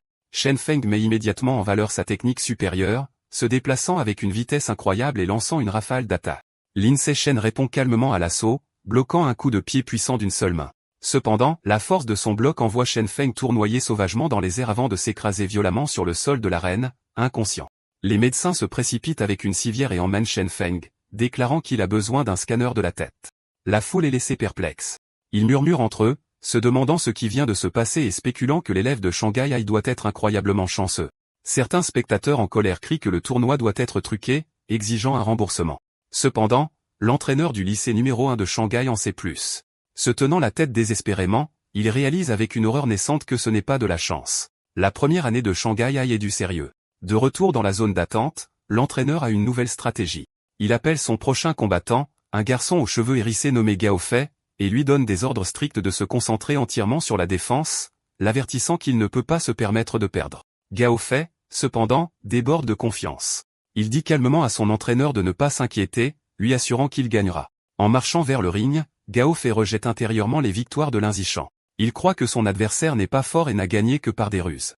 Avec sa vitesse supérieure, courant le 100 mètres en moins de 9 secondes, et sa plus grande expérience, il est certain qu'il ne peut pas perdre. La foule est en effervescence. Les spectateurs discutent de la réputation de Gao Fei, s'émerveillant de sa vitesse. Une personne mentionne que son père est un utilisateur de fusion génétique, expliquant ses capacités améliorées. Le consensus est que la course impressionnante de Lin Zishan est sur le point de se terminer, bien qu'il reconnaisse son grand potentiel. L'annonceur signale le début du duel. Ignorant les instructions de son entraîneur, Gao Fei passe immédiatement à l'offensive, se jetant sur Lin Zishan avec un coup de pied puissant. Il enchaîne avec des frappes rapides, libérant sa technique spéciale, le poing brisant le roc de l'eau qui coule. Son entraîneur regarde avec fureur, criant après son élève désobéissant pour avoir attaqué. Gao se moque de la défense, croyant qu'un génie comme lui n'en a pas besoin. Pendant ce temps, Lin Zishan, évitant facilement les coups, trouve la technique intéressante et décide de l'apprendre sur le champ. Gao Fei est de plus en plus frustré car il n'arrive pas à porter un seul coup. Il s'arrête à bout de souffle et exige de savoir comment Lin Zishan esquive ses attaques. Impassible, Lin Zishan demande calmement s'il a d'autres mouvements, le narguant. Enragé, Gao Fei lance une autre salve désespérée de coups de poing. Voyant les mêmes mouvements prévisibles, Lin Zishan décide que le temps de l'observation est terminé. Il pense, très bien alors. Finissons. Il esquive sans effort le coup de poing final et contre avec un seul coup de pied puissant au milieu du corps de Gao Fei, mettant fin au match instantanément. La foule est une fois de plus laissée dans un silence stupéfait et muet. Le silence est brisé par les acclamations tonitruantes des supporters de Shanghai High. L'entraîneur Go et Shen Xingan sont ravis, criant que leur Xiaoshan est une bête et célébrant sa 3e victoire consécutive. Le reste du tournoi se déroule tout aussi facilement. Les prochains adversaires sont encore plus faibles. Il bat sans effort chacun d'eux, et bientôt il a éliminé à lui seul les 5 combattants de l'équipe adverse. Au cours des 2 jours suivants, l'histoire est à peu près la même. Il continue sa performance dominante, éliminant 2 autres écoles à lui seul. Grâce à son incroyable démonstration, il mène avec succès Shanghai High à la victoire du championnat. Lui et son équipe posent fièrement avec leurs médailles et leurs trophées. Cependant, lorsqu'il vérifie son système, son nombre de rivaux n'est que de 16 000. Il réalise avec déception qu'à ce rythme, il faudra des années pour débloquer l'attribut de sélection naturelle. Malgré la lente progression de sa quête, il y a une lueur d'espoir. Il ne s'attendait pas à ce que l'entraîneur Go soit si généreux, mais il reçoit la majeure partie du prix du tournoi, soit 20 000 yuan. En combinant cela avec l'argent des compétitions académiques, il a maintenant environ 30 000 yuan. Cet argent ne dure pas longtemps. Il le dépense immédiatement au supermarché pour un approvisionnement massif de viande de calmar fantôme. Pendant les prochaines semaines, il dévore la viande coûteuse à chaque repas. Après avoir consommé 30 jeans, sa progression de déverrouillage du codex pour le calmar fantôme atteint 33%. Son entraînement intensif et sa consommation de viande de bête portent leurs fruits. Au cours de sa deuxième année de collège, il passe au niveau supérieur, passant du niveau 3 ordinaire au niveau 4. Ses capacités physiques atteignent de nouveaux sommets. Il peut maintenant soulever sans effort 1890 kg d'une seule main, sauter de 5,65 mètres à la verticale et sprinter sur 100 mètres en seulement 4,49 secondes. Le temps passe vite, et bientôt, lui et Shen Xinggan obtiennent leur diplôme de la division du collège de Shanghai. Cependant, lorsque les résultats de l'examen d'entrée au lycée sont publiés, leur chemin semble destiné à diverger. Une Shen Xinggan au cœur brisé est assise dans sa chambre en pleurant. Elle demande à Lin Zishan pourquoi. Après tous ses efforts, ils ne peuvent plus aller au même lycée. Il explique que bien qu'il se soit classé premier en arts libéraux et en arts martiaux, et que ses notes académiques soient excellentes, sa note en arts martiaux n'était pas assez élevée pour la classe d'élite de Shanghai High. Alors qu'il réconforte Shen Xinggan en pleurs, elle demande ce qui va se passer maintenant. Il lui dit que le principal de Shanghai High vient chez lui, probablement pour le recruter, et lui demande si elle viendra. Se sentant désespérée, elle répond en larmes que cela n'a rien à voir avec elle car le principal ne vient évidemment que pour lui. Prenant sa main, Lin Zishan la tire vers le haut et la fait sortir de la pièce. Il lui dit de ne pas s'inquiéter. Il a un plan. Il révèle sa seule condition pour rester à Shanghai High. Shen Xinggan doit être sa camarade de classe. Comme promis, la directrice du lycée de Shanghai rend visite à Lin Zishan chez lui. Elle, sa mère et Shen Xinggan discutent de son avenir pendant plusieurs heures, la directrice exprimant à quel point elle souhaite qu'il reste dans son école. À la fin de la réunion, la directrice se lève pour partir. En guise d'offre finale, elle dit à Lin Zishan que s'il accepte de rester, elle exaucera toutes ses demandes. Saisissant l'occasion, Lin Zishan énonce sa seule condition. Shen Xinggan doit être autorisé à continuer dans la même classe que lui. La directrice regarde la nerveuse Shen Xinggan et confirme son nom. Sans hésitation, elle accepte. Avec un sourire, elle leur dit de se présenter ensemble au lycée de Shanghai pour la nouvelle année scolaire. Rempli de joie, Lin Zishan et Shen Xinggan la remercient. Avec son avenir au lycée assuré, Lin Zishan participe à son dernier tournoi d'arts martiaux au collège. Comme prévu, sa puissance écrasante mène facilement son équipe à un autre championnat. Il décide d'utiliser l'argent du prix pour débloquer enfin le codex de calmar ombre fantôme. Il n'était qu'à 20% de l'objectif, et le nouvel argent du prix était suffisant pour remplir la barre de progression. Incertain de ce qui pourrait arriver, il se rend dans une forêt isolée à l'extérieur de Shanghai pour plus de sécurité. Décidant de ne pas perdre de temps, il commence à dévorer l'essence de vie du dernier morceau de chair de calmar. Une puissante énergie bleue l'entoure lorsqu'une notification du système confirme qu'il absorbe une grande quantité d'essence. Ses yeux s'écarquillent lorsqu'il ressent une dernière poussée de puissance, et la barre de progression du codex atteint 100%. Une nouvelle notification annonce qu'il a débloqué le codex de calmar ombre fantôme et obtenu un nouvel attribut biologique, la bénédiction de l'affinité liquide. La capacité améliore son affinité avec l'eau, lui permettant de se déplacer librement et même de disparaître dans les environnements aquatiques. Cependant, alors que la puissance se stabilise, il se tient dans la forêt tranquille en tenant les tentacules de calmar mou et sent que sa nouvelle capacité est un peu décevante. Se sentant toujours peu impressionné, Lin Zishan teste sa nouvelle capacité dans un étang voisin. Il constate que sa bénédiction de l'affinité liquide a quelques avantages. Il peut tremper pendant de longues périodes sans que sa peau ne se ride, et la natation est beaucoup plus facile avec une résistance à l'eau réduite. Cependant, il n'y a pas d'autres effets notables. Il s'assoit dans l'eau et se dit que, puisque le calmar ombre fantôme est une bête de bas niveau, il est normal que la capacité ne soit pas très puissante. Il décide que pour obtenir de meilleurs attributs, il devra soit économiser pour de la viande de bête de qualité supérieure, soit devenir assez fort pour chasser lui-même de puissantes bêtes mutantes sauvages. Le souvenir des terrifiants rats mutants géants renforce sa détermination, et il serre le poing, déterminé à devenir plus fort. À moins d'une semaine du début de l'école, la mère de Lin Zishan et la famille de Shen Xinggan décident de partir en voyage. Pour mieux étudier sa nouvelle affinité liquide, Lin Zishan suggère d'aller à la plage. Alors qu'ils se tiennent dans l'océan, Shen Xinggan frissonne et se plaint que l'eau de mer est froide. Lin Zishan, cependant, se sent parfaitement à l'aise. Il lui dit de s'y habituer progressivement, puis plonge dans l'eau, nageant à une vitesse incroyable. Alors qu'il bouge, son système le récompense avec des points de statistiques pour la natation et la plongée. Depuis le rivage, une Shen Xinggan nerveuse l'appelle, lui demandant de lui apprendre à nager. Lin Zishan sort la tête de l'eau, se souvenant soudain que son ami d'enfance ne sait pas encore comment faire. Il commence patiemment à lui enseigner les bases. Compte tenu de son talent athlétique moyen, il suppose qu'elle aura du mal. Cependant, Shen Qinggan lui prouve le contraire. Elle s'exclame avec enthousiasme que la natation est étonnamment facile et qu'elle l'a apprise tout de suite, plongeant sans effort. Elle nage avec grâce et fait surface avec un regard choqué, surprise de pouvoir plonger sans aucune instruction. Linzéquin regarde avec choc une étrange aura bleue d'eau qui semble émaner d'elle. Après avoir fait surface, elle lui dit avec enthousiasme à quel point elle se sent bien. Elle note que bien qu'ouvrir les yeux sous l'eau pique généralement, elle ne ressent aucun inconfort. En fait, elle trouve ça cool et agréable. Ces paroles laissent Lin Se-chen plonger dans ses pensées. Il la regarde s'éloigner à la nage, trouvant la situation inhabituelle. Il se dit que même avec un talent naturel pour l'eau, il est impossible qu'elle ait maîtrisé toutes les compétences si instantanément. Son apprentissage rapide n'est tout simplement pas normal. Soudain, une réalisation l'éclaire. Il se souvient de son problème d'énurésie nocturne lorsqu'elle est nerveuse. Il se demande si cette faiblesse n'est pas en réalité le signe d'une puissante affinité innée avec l'eau avec laquelle elle est née. L'idée l'enthousiasme. Il est convaincu qu'elle possède peut-être une sorte de corps de cultivation spécial, comme un personnage des romans Xianxia de ses parents. Pour tester sa théorie, il continue à plonger. Sa performance le choque encore plus alors qu'ils explorent le monde sous-marin. Il note qu'ils retiennent leur souffle depuis plus de 10 minutes, un exploit incroyable pour une débutante comme Shen Qinggan. Alors qu'il nage, l'expression de Shen Qinggan change soudainement. Un étrange son tourbillonnant commence à vibrer à travers l'eau autour d'elle. Les deux regardent en haut pour essayer de trouver la source. Ils font surface brusquement, et Shen Qinggan crie alors que l'eau bleue scintillante tourbillonne autour d'elle. Plus tard dans la nuit, alors qu'ils se promènent le long de la plage, Linzéquin demande ce qui s'est passé. Frissonnante, elle explique que sous l'eau, elle n'arrêtait pas d'entendre des sons étranges et effrayants juste à côté de son oreille. Il la réconforte et lui demande quel genre de son.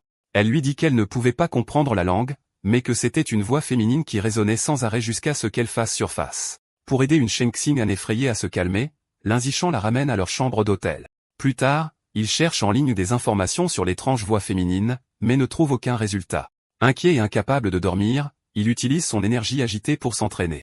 Alors qu'il effectue 1000 redressements assis lestés, il ressent une soudaine poussée de puissance. Une notification du système annonce que son dur labeur a porté ses fruits.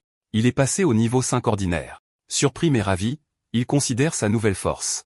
Il réalise qu'au niveau 5, il est assez puissant pour rivaliser avec un rat mutant géant adulte.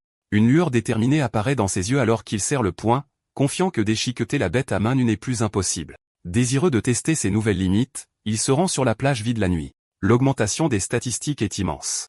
Son temps au 100 mètres a chuté à seulement 3,64 secondes, et son saut vertical est passé à un incroyable 6,98 mètres.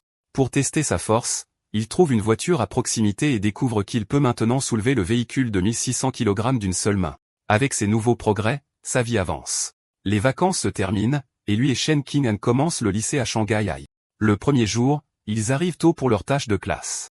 Deux nouvelles camarades de classe le reconnaissent immédiatement, chuchotant avec enthousiasme à quel point il est beau et à quel point elles ont de la chance d'être de service avec lui. Alors qu'il est surpris que ses camarades de classe le connaissent, quelque chose d'encore plus inattendu se produit. Le simple fait d'accomplir une tâche de classe déclenche une nouvelle quête système. La réalisation nécessite d'effectuer 1000 tâches coopératives pour un nouvel attribut biologique, animal social. Alors qu'il nettoie la salle de classe avec Shen Qinggan, il se demande ce que fera ce nouvel attribut. Comme l'année scolaire vient de commencer, il profite de l'occasion pour visiter le supermarché Mammoth après l'école. Maintenant qu'il a débloqué le codex des calmars de l'ombre fantôme, il sait qu'il est temps de choisir une nouvelle cible pour sa capacité. Alors qu'il parcourt la section de viande de bête coûteuse, ses yeux se fixent sur un nouvel article. Dans l'un des réfrigérateurs se trouve la tête emballée d'un aigle géant sauvage au prix de 19,98 yuan par jean. Un sourire impatient se répand sur son visage alors qu'il ramasse le paquet, prenant sa décision. Ce sera sa prochaine cible. L'aigle géant sauvage est une bête anormale de niveau supérieur au calmar de l'ombre fantôme. Il a une vision incroyablement puissante, 30 fois plus forte que celle d'un humain normal, ce qui en fait un formidable chasseur capable de capturer avec précision même les proies les plus rapides. De retour dans sa chambre, Linzéquin examine la viande d'aigle. Il conclut que déverrouiller son guide est un objectif louable car sa vision améliorée lui offrirait un avantage de combat considérable. Il note également que son prix de 1998 yuan par jean en fait l'une des options les plus abordables. Il place sa main sur la viande, et une énergie bleue l'entoure alors que son système confirme qu'il a dévoré une trace de l'essence vitale de l'aigle géant sauvage, déverrouillant 1% de son guide. Après quelques calculs, il se rend compte que puisqu'un jean de viande ne fournit que 1% de progression, il devra dépenser plus de 200 000 yuan pour déverrouiller complètement le guide.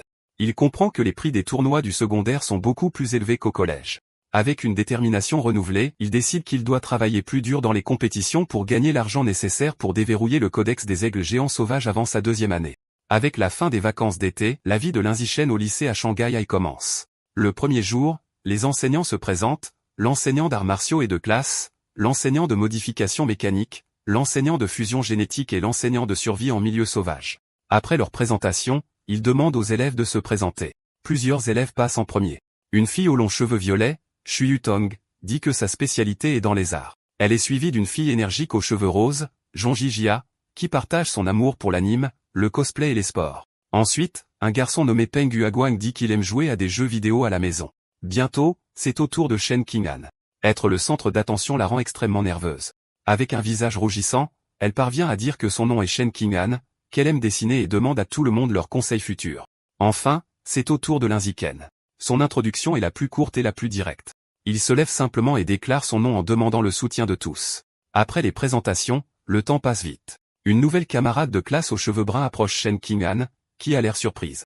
La fille demande à Shen Qing'an son score à l'examen d'entrée. Shen Qing'an répond nerveusement qu'elle a obtenu 709 points, puis demande à la nouvelle fille, Churui, son score. Churui est impressionné, s'exclamant que le score de Shen Qing'an est supérieur de plus de 10 points à son propre 698. Churui pose ensuite des questions sur la partie de conditions physiques, admettant qu'elle n'a obtenu que 95 points sur 100. Cette question met Shen Qing'an extrêmement mal à l'aise. Elle balbutie que son score n'était pas aussi bon, paniquant intérieurement parce que son score de 79 était si bas qu'elle n'a presque pas réussi à entrer dans la classe d'élite et se sent trop gênée pour le dire à voix haute. Ne comprenant pas l'allusion, la persistante Churui continue de deviner si Shen Qing'an a obtenu 94 ou 93.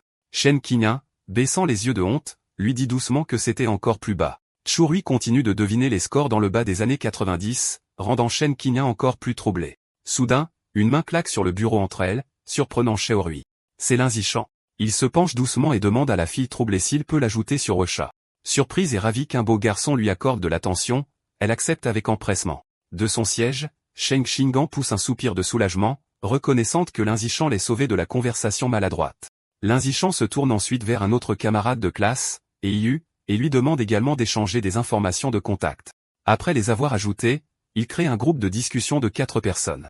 Une notification système confirme immédiatement qu'il a créé avec succès un groupe, accomplissant une autre tâche coopérative. Ses progrès pour la réalisation de l'animal social sont maintenant de 2 sur 1000. Il pense que cette quête est étonnamment facile. Après avoir créé le groupe de discussion, les 4 nouveaux amis commencent à faire connaissance. Eiyu révèle qu'il vient de la ville voisine de Nanyuan et qu'il est issu d'une prestigieuse famille d'arts martiaux qui dirige un dojo. Il mentionne même fièrement avoir terminé 8e au concours d'arts martiaux pour jeunes de la ville de Nanyuan. Churui partage que sa famille possède une chaîne de magasins de vêtements, ce qui la rend riche.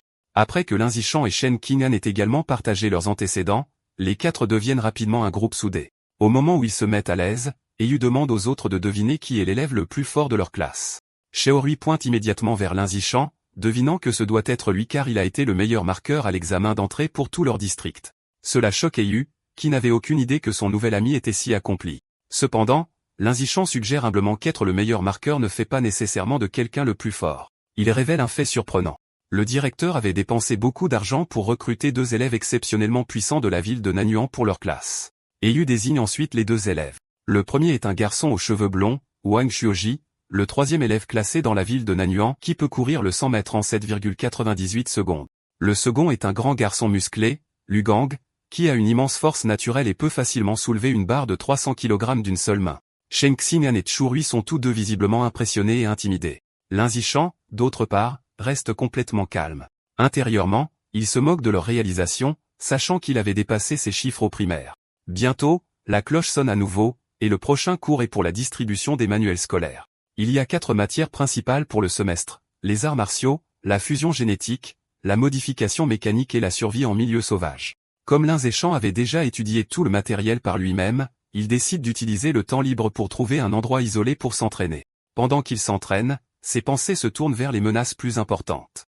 Il se souvient que le dangereux culte du dieu Ra est toujours actif.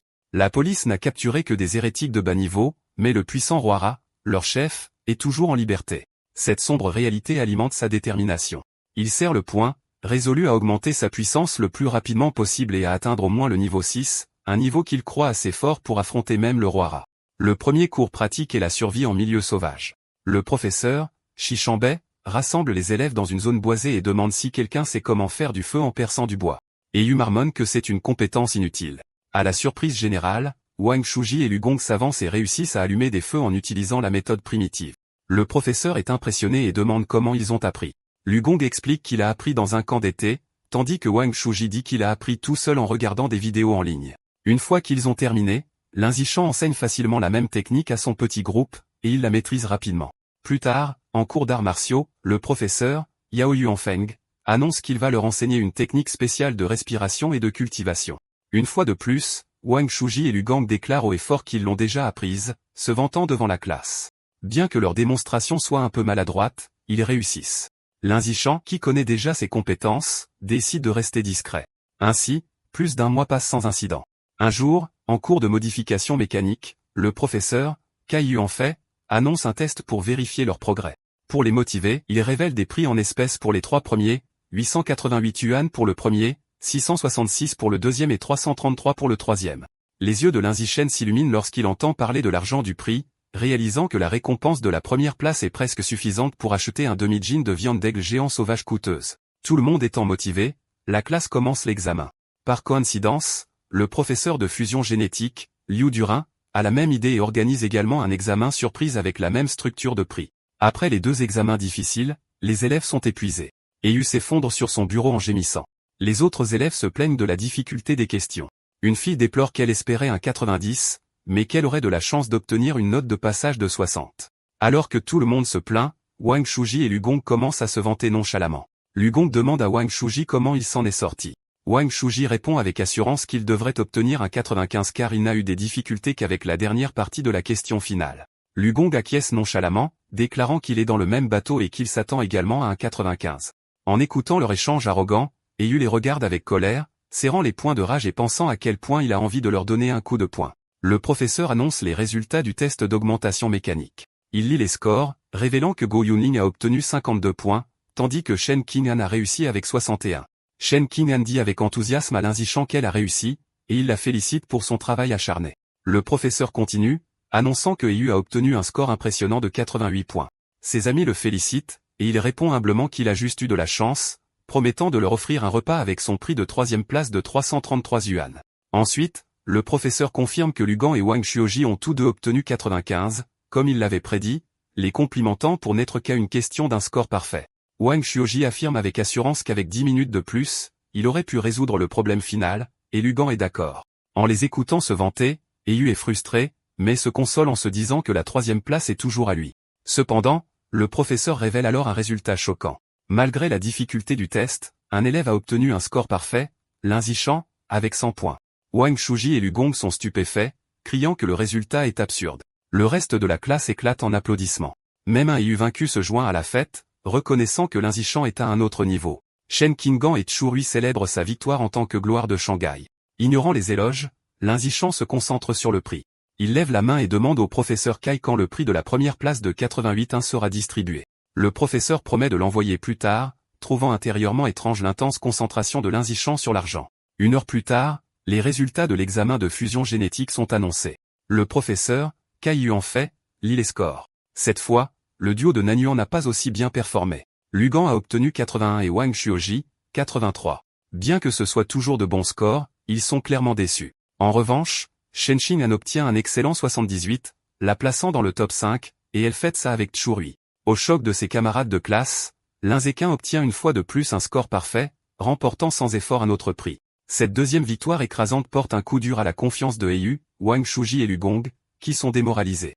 Incapables d'accepter leur défaite, Wang Shuji et Lu Gong se demandent comment quiconque pourrait obtenir la note maximale à un test aussi difficile, suggérant ouvertement que Lin Zishan devait connaître les réponses à l'avance. Le professeur, Cai Yuanfei, met immédiatement fin à leur accusation, déclarant fermement que c'est impossible. Il explique qu'il a personnellement conçu chaque question, et les réponses ne sont pas disponibles en ligne, ce qui rend la triche impossible. Les deux sont laissés sans voix. Leurs camarades de classe ne sont pas aussi gentils. Et Chu Rui rit, se moquant de Wang Shuji et Lu Gong pour être de mauvais perdants. Yu les qualifie de honte pour la ville de Nanyuan, et Chu Rui ajoute que les personnes incultes et laides causent toujours le plus de problèmes. Après le déjeuner, l'examen pratique de survie en milieu sauvage commence. Le professeur, Shisheng Bei, explique que les récompenses sont les mêmes avec des prix en espèces pour les 3 premiers. L'examen comporte 3 parties, l'escalade, la natation et l'allumage du feu par friction. Ayant été battus aux tests académiques, Wang Chuaji dit à Lu Gong qu'ils doivent se racheter aux examens pratiques. Lu Gong est d'accord et tous deux regardent Lin Zishan avec colère, jurant de l'écraser et d'effacer leur honte. L'examen commence par l'escalade, où la vitesse détermine le gagnant. Comme prévu, les capacités physiques supérieures de Lin Zishan lui permettent de dominer facilement. Il escalade la paroi rocheuse avec une vitesse incroyable, laissant le duo de Nanyuan loin derrière pour assurer la première place. L'épreuve d'escalade d'arbre se termine de la même manière. Lin Zishan prend de nouveau la première place, tandis qu'un Wang Chuoji vaincu se plaint de ne même pas pouvoir voir son ombre. Alors que Lin Zishan excelle, il note que sa véritable préoccupation est pour Shen Qinggan. Comme il s'y attendait, elle a du mal à grimper et termine dernière. Cependant, il n'est pas inquiet, sachant que son véritable talent est dans l'eau et confiant qu'elle retrouvera sa confiance pendant le segment de natation. Vient ensuite le segment d'allumage du feu. Les yeux rivés sur l'argent du prix, Lin Zishan sait qu'il doit continuer à écraser le duo de Nanyuan. Il commence la tâche avec une concentration et une rapidité intense, réussissant à créer un incendie en seulement 58 secondes. Wang Chuji et Lu Gong regardent avec une incrédulité totale, se demandant comment il peut être si rapide à tout, déconcerté par sa vitesse de main folle. La dernière partie de l'examen de survie en milieu sauvage était la natation. Cette fois, c'était au tour de Shen Qinggan de briller. Tirant parti de son affinité naturelle pour l'eau, elle a nagé avec une vitesse incroyable, écrasant facilement le duo de Nanyuan et portant un autre coup dur à leur confiance brisée. Wang Chuji était incrédule, incapable de comprendre comment Shen Qinggan pouvait soudainement faire preuve d'une puissance aussi explosive dans l'eau, concluant qu'il devait avoir des hallucinations. Après l'examen, Wang Chuji et Lu Gong, vaincus, restèrent silencieux pendant longtemps. Cependant, leur silence ne dura que le temps du déjeuner. L'après-midi, l'examen final d'arts martiaux commença. Le professeur, Yao Yuanfeng, annonça qu'il était temps de tester leur progrès avec une compétition de combat. Les 3 premiers recevraient des prix motivant la classe. Pour Wang Chuoji et Lu Gong, cela raviva leur espoir. Remplis de détermination, ils résolurent de reconquérir leur fierté. Ils pensèrent que c'était un cours d'arts martiaux, où la condition physique et la technique de combat importaient vraiment. Ils croyaient que si Lin Zishan était faible en arts martiaux, ses autres scores n'avaient aucun sens. Avant le combat, le professeur fit faire à tout le monde un test physique comme échauffement, mesurant leur sprint de 100 mètres. Leur développé couché à une main et leur saut vertical. Lin Zishan, se retenant pour ne pas être trop voyant, donna quand même une performance incroyable.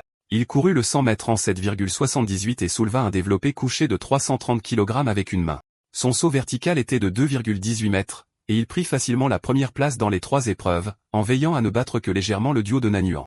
Ils furent une fois de plus complètement choqués. Wang Chuaji ne comprenait pas comment Lin Zishan pouvait être plus rapide, tandis que Lu Gong était déconcerté par la façon dont quelqu'un qui n'avait pas l'air musclé pouvait être si fort. Essayant de se ressaisir, Wang Chuaji rappela à Lu Gong que l'échec au test physique ne signifiait pas qu'il perdrait au combat, car le combat réel nécessitait également de la technique. Ils se convainquirent que leur technique supérieure leur donnait une chance. Après le test, tout le monde se dirigea vers la zone de duel pour les combats d'entraînement. Désireux de terminer sa réalisation de la survie du plus fort, Lin Zishan entra en premier sur le ring. Cependant, après sa démonstration écrasante, personne n'osa le défier. Même Wang Chuji et Lu Gong se retinrent pour observer d'abord. Voyant l'impasse, le professeur intervint. Il appela un étudiant nommé Lu Wei et lui ordonna de se battre avec Lin Zishan.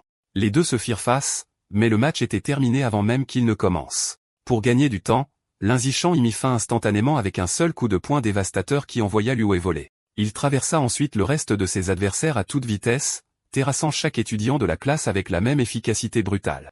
En voyant cela, Wang Chuji et Lu Gong sont laissés dans un désespoir total.